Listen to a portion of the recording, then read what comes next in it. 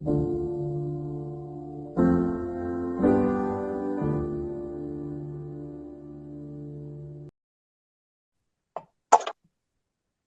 everybody, welcome back to another episode of the Umar Fareed Khan podcast.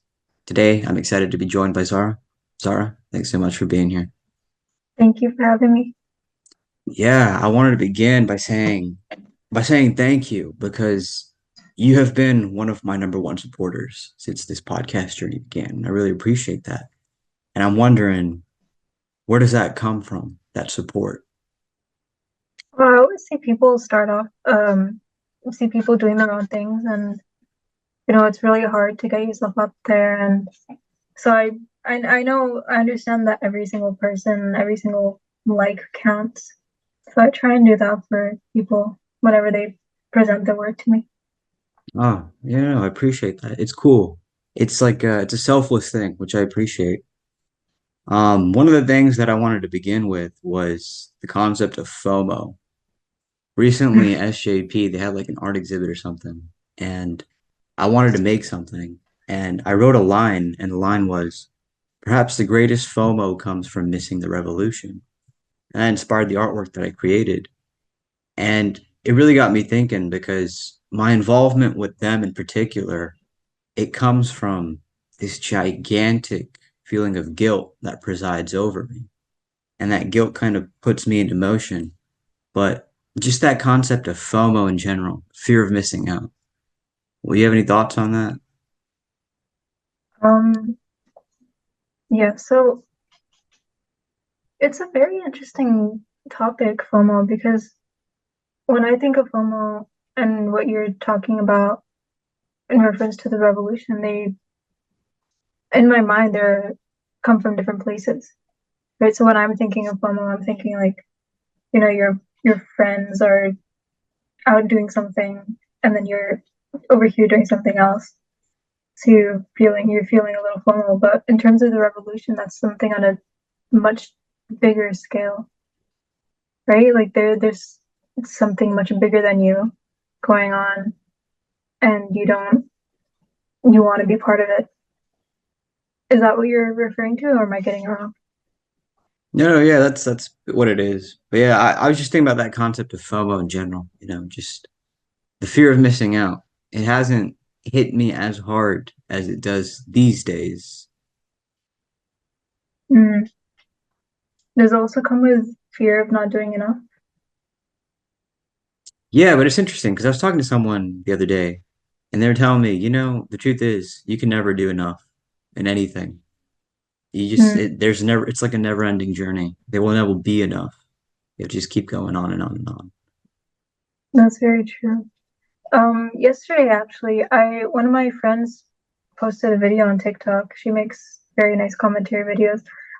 She actually talked about the concept of FOMO. She was saying how this feeling it restricts us from living in the moment, right? Like you are experiencing something, like you're somewhere, you're living in the moment, and then you find out something else is going on, and then that feeling of like guilt, regret, loneliness, feeling left out, that completely pulls you away from the emotions of where you are then. And she said that she concluded her video with saying that you are exactly where you need to be at that given moment. And it was really profound to me because also I recently took a psychology class, which is very it was a very untraditional psychology topic. It's called Ancient Wisdom, Modern Neuroscience. Oh, I had a couple friends in there. Really? Oh Yeah. yeah, I know someone who you might know who is in it. But yeah, so what we were talking about in that class was comparing, well, I guess what the name says, comparing ancient wisdoms like the yoga texts, Hinduism, Buddhism, and comparing it to what we know about the brain today. And our professor's whole point was that the ancients kind of figured it out way before we're figuring it out now, how to connect with the inner self, how to connect with the universe. But a major point in that was living in the moment. right? Like she was teaching us the concept and the philosophies of meditation. And we expend so much energy on focusing on different things, right? Like focusing on the past, focusing on the future. And there are all these vritis, she called them, like little distractions, disturbances, thoughts um, that come in at us from all different angles. And it's mainly like coming out of our own selves, right? Like all these distractive thoughts. And it takes us away from living in the moment, from really experiencing all that's around us. And going back to what you said about FOMO of the revolution and reference to SJP in response to what's going on in Palestine, in response to all these protests going on, um, and what you said about how we're not doing enough, or how we can never be doing enough. I think coming to terms with that we can never do enough, so might as well do what we can and not feel too guilty about it because we're always moving towards moving forward. That's something Yeah, that's really hard to come to terms with. But I think if we all can sort of handle, not handle, grasp that concept, it would be much easier to handle. yes, accepting it. I like how you mentioned that part about accepting it. Um, when this whole thing began in October, I was pretty involved. I was going out to the events, the protests. I was staying kind of up to date with what was happening. But it came to a point where the news became very overwhelming for me. I was like, oh my God, this is just so negative. This is so sad. And I remember I had instances where, like, even in my sleep, in my dreams, I'd be like experiencing those feelings and emotions and just that sadness of what was going on. And I was like, this is getting too intense. Like, I really need to step away from this. And so I stepped away and I stepped away for a minute, you know? And then I started feeling guilty, as I mentioned, which is why I started getting more involved in the past month, month and a half. But prior to that, I remember like on social media, I'd be seeing like almost every other person posting something about this. And it would make me feel even more guilty because I'm like, oh, I'm not posting about it. I'm not there, this and that. And then I was like, you know what? I'm going to do something about it. I'm actually going to go to these events. I'm going to show up. I'm going to do what I can. And the funny thing that I found was I'd show up to these events and almost everyone that posted about it wasn't actually there, but I was there. And I just thought it Mm, was interesting because it's beautiful and it's amazing that those people are doing what they can by posting and sharing.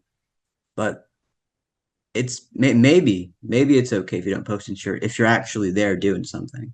It just made me think, that sometimes we feel guilty about certain things, but maybe that's not something to be feeling guilty about if you're supplementing it with something else. Like if you're actually there, if you're actually doing something. That was something mm. I was thinking about. But it also reminded me about how last week my siblings and I we went to go see The Mummy in movie theaters. Like they were having like an anniversary event. I've been wanting to go. I saw it. Yeah. My No, friends and I are it's planning it. yeah, I love that movie. I love that franchise. And I remember like in the back of our mind, we were all a little like, oh man, like are we late? Are we late to the film, you know? But by the time we made it, we got our tickets and we sat in, the whole theater was empty. And it's like, well, what was that fear of missing out on? Like, hey, we just made it on time. Like it's totally cool. There's nothing to worry about. Kind of like going back to that thing, you're exactly where you need to be, where you're supposed to Yeah. be. That reminds me of a post I saw a while back. It was saying how stressing about something or having anxiety over a future event is experiencing it twice. You're Yeah. experiencing it now without even being in that event because you're feeling all the emotions that you're expecting to feel when you're there. And then again when you're there. For example, this podcast, you know how like anxious I was about being on here. But now that I'm here, it's like I'm fine. But I was really anxious, like what if I say something wrong? What if this? But like all of that doesn't matter in the end. Yes. And I like how you mentioned this. How did you deal with that anxiety? How did you deal with that nervousness? I have a habit of putting things to the back of my head and ignoring it and focusing on other things. sometimes it's good because that way I don't really think about the what ifs. And other times it just makes me forget important things that stress me out, like assignments. Like I have two assignments due today, which they're in the back of my head. Really? That's interesting. Yeah. I I've been thinking about nervousness a lot lately because there's just some instances where I'm like, wow. And I kind of like step back, I'm like, am I really nervous here? It's like, yeah, I Mm, am. It's like, why? And then I don't know why, but I just am. But I think it's a beautiful thing because it's like, wow, it's such a human feeling, nervousness. I'm really glad that social media is allowing us to um take a step into other people's thoughts. Because prior to this, there what social media made us talk about everything, right? It made us talk about it was all of a sudden everybody had an outlet to express their opinion, which is really good in some ways and really annoying in other ways, right? And so now people are talking more about mental health. They're talking about the things that they go through in life. Now social media isn't a place to showcase your successes, but also your failures. And I think that's really beautiful how we now every nobody feels too alone in the things that they experience because now we all know that everyone else experiences it as well. Hmm. That's interesting that you mentioned that.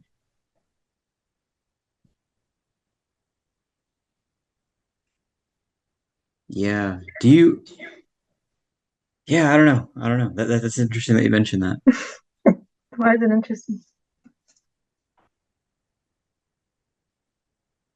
Do you think it's easy to showcase your failures? It's not easy to showcase your feelings. There's always embarrassment. There's always like expectations by others. There's always like, Yeah. giving a bad name to yourself or your family. Yeah, that whole thing about giving a bad name. Mm. And also, let me tie it back to Islam. Like in Islam, you're not supposed to show your sins, right?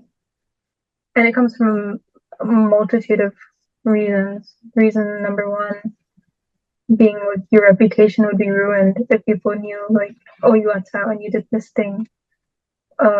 Or it would restrict you from asking for forgiveness or fixing yourself in the future because now you need to live up to certain standards of the community. That, oh, I'm doing something bad, so they just expect me to do something bad, so might as well keep continuing to do that. Mm. Yeah, that is a good point there. But also, it is important, I think, to share experiences. I'm not saying go out and tell everyone your sins, but a lot of people they tell their past experiences of sinning in order to advise others not to do it. Right? Yeah. You're influencing people, you're advising people. Um, you're coming from a place where you're a better person now. So it wouldn't really affect you negatively too much unless someone is really close-minded. Um, and going back to failures, it's the same thing. You now it's I from what I've seen, I think it's become much more normalized to show your failures, and not to mention that Twitter is just like a black hole of every negative feeling in the world. So maybe it's a bad thing, maybe it's not a bad thing. Um, but amongst my friends at least, it's become normalized to like talk about our failures, like, oh, this is what I did today, this is what I didn't do today, and I feel guilty about not doing this today. And in that sense, you can comfort each other. You can feel like you're not alone in that. Yeah. This whole time, for like the past couple minutes, thing I've been thinking about is analysis paralysis. Are you familiar with Mm, that? yes, I remember hearing about that. Remind me. Um, well, the term has been introduced to me recently, like a couple weeks ago, but it's basically how you're just analyzing too much and it just freezes you up and Mm, it kind of locks you in. And I've been thinking about that concept for some time now. Um, do you that's have like any decision experience with that? paralysis. I have Decision decision paralysis. paralysis. Okay, what's that? When there's too many things I could be doing and I can't choose one, so I don't do anything at all. Ah, it's like a FOMO thing, huh? Yeah. Have you heard about that poem, The Fig Tree? I think it was by Sylvia Plath, but I could be wrong. No. What is No. the Okay, poem? so I don't know if it's called The Fig Tree or not, but it's about a fig tree. And the speaker in the poem, she's talking about so she's under a fig tree and there's way too many figs that look like really good and she wants to pick one of them, but they all look really good. And by the time, like she's so overwhelmed by the amount of choices that she has that by the time she figures something out, they're all rotten and fall to the ground. Wow. And it spoke to me on a much deeper level because I never knew what I wanted to do with my life. I still don't know what I want to do in my life, but like now I have some sense of direction. But for the majority of my um, life in grade school, and maybe like the first 2 years of university, I had no clue what I wanted to do. There's a reason why I didn't apply anywhere else besides UH, because I didn't want to spend a lot of money on something that I don't know what to do on yet. And that's only because I wanted to do so many things, but not one single thing more than the others. Like I wanted to be a teacher, but I didn't want to be a teacher that bad. I wanted to do this, but I didn't want to do this that bad. But there are so many possibilities, so many different routes that I could have gone into, and I just never chose any because I none of them spoke to me more than the others. And which led to me being on my fourth major right now. Changed my major quite a few times. But yeah, decision paralysis. It something that's helped me deal with it is just understanding that I can always come back and make another decision later and have another experience. So might as well just choose one thing now. Like if I'm on Yeah. vacation, I don't know what I want to do, and I only have 3 days. Say I'm in New York City. I only have 3 days to do whatever I want to do in New York City. And there's so much to do, and I don't know what to do. And so I get really overwhelmed. I get really anxious. I get really frustrated because I wanted to do this, but now I'm doing this, but this is also good, but I also wanted to do that. I don't understand that I can just come back another time. So might as well choose something now and enjoy it while it's here. This is a fascinating example because something that I love about traveling is I've realized for myself that whenever I'm on a trip, I'm not as hungry or tired. I Mm, understand that my days are numbered, that my hours are numbered, and so I'm doing everything and anything that I can do. I'm always out and about, and I just have that like constant energy. And I don't ever think about the analysis paralysis or the decision paralysis in those moments. I'm just in it. I'm in the mode and mm. I'm just going about.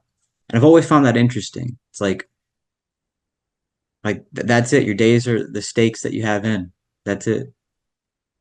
Imagine if we had that mindset for our lives, for our everyday lives. Imagine if we had that mindset for religion. Yes. We have a limited amount of time. Time is a weird thing. We don't have access to the fourth dimension to control it.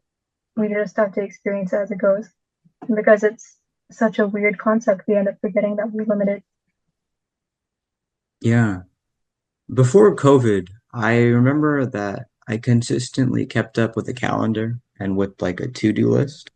Mm, And then when that quarantine happened, I just kind of threw all that in the trash. I was like, okay, well, this is a new world.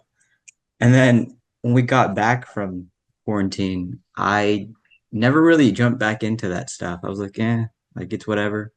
mm, But recently, I did get back into it, and I saw my friend Danny like having the calendar and then just having like different things listed every single day. It is kind of like that traveling thing where you have something to look forward to every single day, and you're out and about and you're moving and you're doing things, and it feels like a more fulfilled life. And mm. just this past weekend, every single day, something like so new was going on. The amount of different people I've run into, the amount of different experiences I had. it was so cool. And it reminds me of something Charles Bukowski said, which is um, nothing extraordinary happened in his life unless he made it happen, unless he instigated it to happen. And just Mm. that whole idea of the calendar and like having things on there and just going out and doing them, it reminds me of that. Instead of letting things happen to you, Yes, you take initiative and being yes. active instead of passive. I love those words, active and passive, because you can Mm, apply it to so many things. yes, you really can. Do you feel like you're in an active phase of your life or a passive phase? I feel like I've just tapped into the active phase just as I'm graduating. And so it's like I'm thinking, I'm reflecting back on what I could have done if I tapped into the active phase much earlier. But also I'm grateful that I tapped into it now instead of 10 years down the line. How did you tap into it? What happened? I think just I found myself getting caught up in different new things that I was like, might as well immerse myself in it. And then I found the joy in going out and experiencing things and getting things done. That's what I need to learn how to do as a journalism major anyway. If I want to get into journalism, I need to be active about things. I need to put myself out there into the world, see what's going on instead of just waiting for a notification to come in and I'm like, oh, okay, time to go do this then. You reminded me of your One Direction fan fiction story that you wrote. I I remember forgot reading you like a I portion of forgot it. you read that. Yeah. Are you still a One Direction fan? No. No. Man, you know, One Direction. I was really surprised, but I am a fan. I was really surprised. But Really? they've got some good songs. They When it, do. yeah. Like, this might be kind of a corny example, but like Night Changes, it's Mm, actually really well written. It's a really well written song. they have many bangers that I haven't listened to. Yeah. I wasn't too big of a fan, but I need to get back into the songs. Yeah. Yeah. How long did it take you to write that fan fiction? Um, I don't know. The thing is, I started it when I was 11, and then I stopped after a while, and then one day I rediscovered it a few days later, and I was like, might as well just finish it. So then I finished it. I don't know when that was. Might have been when I was like 13, 14, but there's a huge gap It between some of the was it chapters. was impressively long. And yesterday I was watching this documentary with my grandma on Iran, and they were like at this like carpet shop. And there was this one carpet there that it took them 7 years to make. Seven And I years. paused for a second. I was like, oh my God, by hand, like 7 years. And it just made me think, like, wow, like that you have to have real patience to be creating things like that. Seven Mm. years. It's a long time. I think with your craft, you need to be at one with it, right? With something that been trying to make myself multitask a lot lately, and I realized I'm not getting anything done with that. So if I'm working on something, I need to put my all into it. I need to be at one with it. Me and this thing, we're the same now. We're gonna tunnel vision. I think Yeah. that's the key to doing that. And what's so interesting about that is, in my experience, when I am multitasking or focusing on too many different things, I feel like that's largely influenced by FOMO. It's like, Mm, oh, I gotta get this and this and this and this because I'm afraid I'm gonna miss out on something. that's true. FOMO and high expectations, unrealistic expectations of ourselves. Yeah, that's Because actually another thing I've been thinking about. I see everybody multitasking, doing everything at once. And then I'm like, why can't I do that too? Maybe I can do that, but we weren't made to multitask. We were made to do one thing at a time. Yeah. I think there's certain things that shouldn't be multitasked if you want like the best results, I think. But yeah, you're right. There certainly are people out there that can multitask. But you mentioned expectations, and I've been thinking about expectations a lot lately as well. And I remember when I was first introduced to Stoicism, the thing that really caught my eye was have no expectations. Mm. And it's funny how that's come back into my life. Just have no expectations and just kind of have like your priorities straight, but have no expectations. What are your thoughts on having expectations? Well, like everything, there's the good part and there's the bad part, right? If expectations cause disappointment, and if you expect, say, if you expect an event to go well, something that you planned, and you're like, I guess it comes back to that saying, aim for the best, but prepare for the worst, or hope for the best, or aim for the best. Both. Aim for the best, prepare for the worst, because anything can go wrong and it can tank your mood a lot. Yeah. Um, but say like if you have something planned one day and then it rains, right? Your expectations of your mood that day will make your mood go really low. So you just hope and don't have expectations for something. When you put things in the back of your mind, is that a way for you to regulate your mood? Yeah, it's a coping mechanism.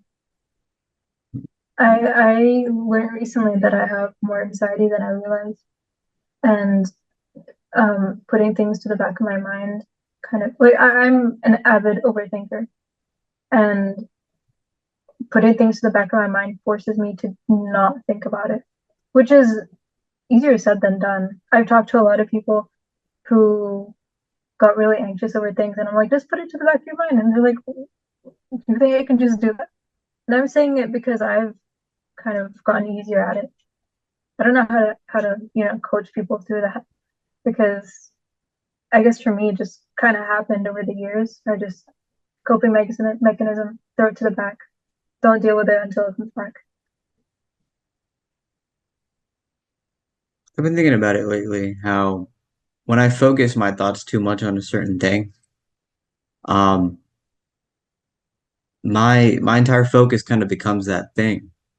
Mm, And it's interesting how you mentioned putting things in the back of your mind because I also recognize that when I don't think too much about it, when it's just in the back of my mind, it's so much nicer in my life in ways because I feel more real. I feel more organic. mm. Yeah. I don't know how to explain it. It's something that I've been thinking about lately, but that is something I've been noticing. I think I'm thinking again of what I learned in my psychology class. I call it my hippie class, um, It's a way to because put it. we learned about meditation. But like the those vritti, right? Those disturbances of the mind, those distractions. You can't really live in the moment if they're always there. You need to learn how to deal with them. You need to learn how to let them blow away Yeah. One day at a time, eh? one day at a time. It's not going to come overnight. Yeah. One thing I wanted to talk to you about was Rick Riordan and the Percy Jackson I series. I felt this coming. Yeah, you know that it was cool going to his event, and it's cool to see him talk in real life. But Yeah. um, what have those stories? What kind of effect have those stories had on you? How were you introduced to them? How was I introduced to them? Um, in the summer after fifth grade, I was in Karachi and I was at an outdoor market and I found the first Percy Jackson book. Wait, no. The story starts before that. I started reading The Lost Hero first, and I didn't know there's a whole series before that. So this Wow. is in the Heroes of Olympus series. The Percy Jackson series is the one before that. This is like usually like the sequel books. I started reading The Lost Hero. I started reading The Son of Neptune. And then after I finished those two books, I started reading The Mark of Athena, and I realized there's a whole series that I missed. I think this was in fifth grade. And so in the summer of sixth grade, I found the first Percy Jackson book, The Lightning Thief, in an outdoor market in Karachi. And the pages were falling out, but I was like, I need this. And so I grabbed it and I started reading it from there. And it's had very much of an impact on my life. Like I story idea after story idea after I love creative writing. It's like fan fiction. I love reading fan fiction because I wanted to put myself into those universes. So my first few stories were just like self-inserts. And so I put myself in the Percy Jackson universe, I put myself in the Harry Potter universe, etc. And through those book series, I made a lot of friends that I still have today. It's how my imagination is shaped. It's done a big deal to me. It's wild to me that you found the lightning thief in Karachi in Pakistan. That's wild. I mean, I would they've never got a lot imagine of that. really. They've got a. I think one of my favorite bookstores is in Karachi because I have all the new books. Liberty. Interesting. Yeah, I didn't know about that. Um, yeah, it's interesting that you're also into those books. I feel like a lot of people like of like our age groups, they just really like those books. I've run into like the most surprising fans. I'm like, wait, you're a fan too? I never would have imagined, you know? And I think something that's interesting for me, I don't know about you, is that when I was younger, I used to read a lot of fiction and it was awesome. But as I've grown older, I actually don't really like to read a whole lot of fiction. Really. But I like to write it, which is interesting. It's like it's an interesting dynamic how that's happened. Do you read more nonfiction now? Yeah, I do. I And never got into nonfiction. yeah, There's I always think like there's no plot to it. So I can't get through it. Like I read a few words and then I'm like, wait, what are we talking about? And then I read it again. I need to train myself. yeah, I think I like nonfiction because of that, just that reality element of it.